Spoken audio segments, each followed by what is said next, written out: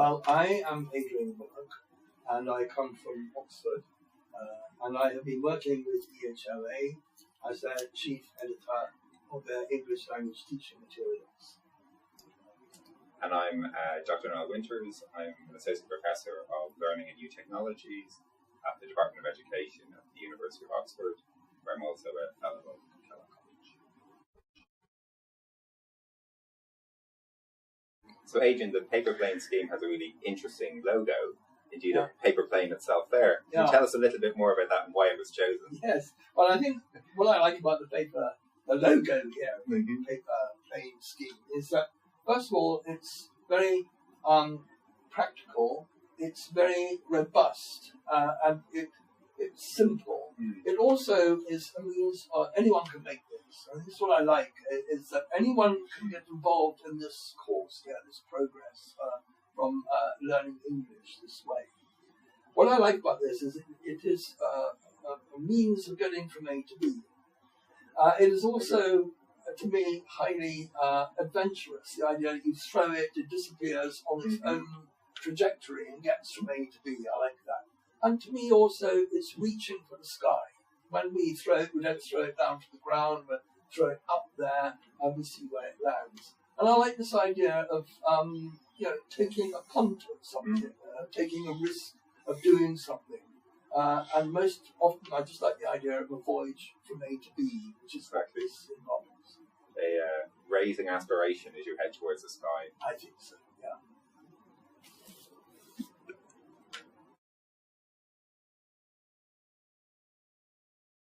Right, signing up for the scheme is done through the school. There are schools who believe that this might actually increase their workload, and this is something which, of course, is a very real concern to those people until they know that really their only involvement in the school is to be able to identify those students who qualify under the CSSA scheme. Their job then is virtually finished, is to hand out an application form to the student to take back home, to get their parents to read it through with the student, to sign it, and to return it to the school, and then to tell EHLA that these are the students who qualify, and these are the papers are then sent to EHLA. This way of doing things means that sensitive educational and social information is kept within the, if you like, the confines of the school, and it's not made available to other people outside the system. No, what has happened here is the hardware to be able to read the EHLA materials is made available through a government scheme which is being launched at a date which we will be able to say later. And the government, when they have been told who the students are who are receiving the course material from EHLA, will then distribute the hardware to those students who have been identified. So basically we have a matching up of an EHLA scheme with a government scheme, and the school in the middle acting as a broker for a very short period to make this whole thing come to life. All the students will have a free tablet. Absolutely. The tablet will be made available to them through the government scheme so that they can then use the materials which have been made available to them free of charge to the students so that they can work on these materials. Yes. This scheme has got, if you like, an inclusive element to it. It isn't just for a student who qualifies onto the scheme to necessarily have to work on their own. There is an opportunity for inclusion of other people in the process, and particularly those are seen as either older pupils within the school or pupils who are already students, if you like, who are already in the university, who would act as a sort of mentor and guide to the student who is working through the EHLA material. This idea of mentorship is important because it enables the students on the CSSA program to engage with the material and seek help as and when they may need it. Yes, it is exactly that. We like to see it as a win-win situation where everybody benefits from this scheme, and that's its opportunities for everybody. Education for all. Education for all, absolutely, yes. Well, I think that having worked on the English language material, there is an enormous amount of information and material here that is going to help the student to improve their spoken language, their written language, and their reading skills, all of which are absolutely necessary to carry a student through into the mainstream of, if you like, Hong Kong society, where we all use English as a means of communication, increasingly so. But it doesn't just stop at the borders of Hong Kong. The whole idea of being able to speak English is an empowerment to you to move overseas, to be able to develop your skills on an international level. So this is one of the enormous benefits that come from using the EHLA material, which is graded. It has the idea of progression. It can diagnose what you're doing wrong as a student. It can help you to repair what is broken. It can raise your level of attainment by constantly challenging you to move up through this incredibly, if you like, sophisticatedly graded system of teaching and learning, which has been worked on for the past 2 or 3 years by the educational and IT specialists at EHLA. So this idea of working through that material in that way enables you, enables a student to have personalised feedback on what they're doing and how they're progressing, graded and they're working in the correct manner. Absolutely. And the whole idea is it's supportive. It is supportive, it is empowering, it is developmental.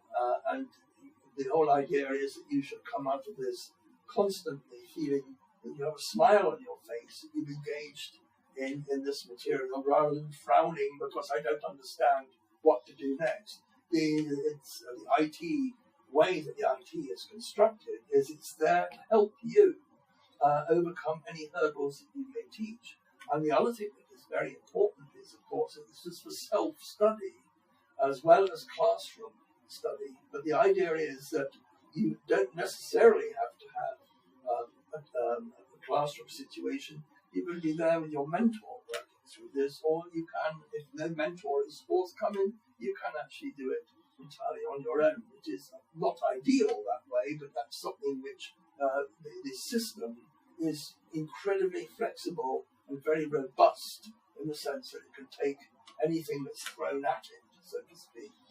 Well, exciting times, and we look forward to seeing it launched. Thank you very much. We're looking forward to it. I think that we like very much what they've created. I've looked at this material in detail over the last 2 years. It is highly trustworthy, it is consistent, and it is also very, very accurate in what it's doing. So these are the 3 hallmarks of what I think the EHLA material offers to the student of today, the 21st century student of English in Hong Kong and elsewhere. Can you tell us a little bit more about how the paper plane scheme is aligned to that curriculum here?